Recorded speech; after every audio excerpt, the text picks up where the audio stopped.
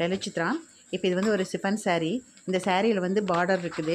So இதோடைய பழைய blouse வந்து எனக்கு பத்தலை, ஆனால் இது பழைய saree தான். ஸோ இந்த சாரீக்கு என்ன பண்ணலான்னு வேஸ்ட் பண்ணுறதுக்கு எனக்கு மனசு வரல. அழகாக இருக்கும் இந்த saree, கலரும் அழகாக இருக்கும், இந்த தக்காளி பழ கலர் மாதிரி இருக்கும்.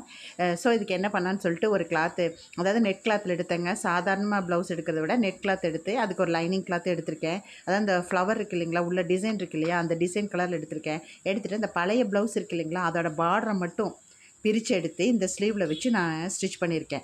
இது எப்படி இருக்குதுன்னு பார்த்துட்டு நீங்கள் எனக்கு கமெண்ட் பண்ணுங்கள். உங்களில் எத்தனை பேர்த்துக்கு இந்த மாதிரி பிடிக்குங்கிறதும் எனக்கு கமெண்ட் பண்ணுங்கள், சரிங்களா? இது ஒரு சின்ன ஐடியா தான். இந்த மாதிரி ப்ளவுஸ் எல்லாம் பத்தாமல் போச்சுன்னா, அந்த பார்டரெல்லாம் இருந்துச்சுன்னா வேஸ்ட் பண்ணாமல் இதுக்கு ஒரு மேட்சிங் ப்ளவுஸ் எடுத்து நம்ம யூஸ் பண்ணலாம் அந்த சாரியை.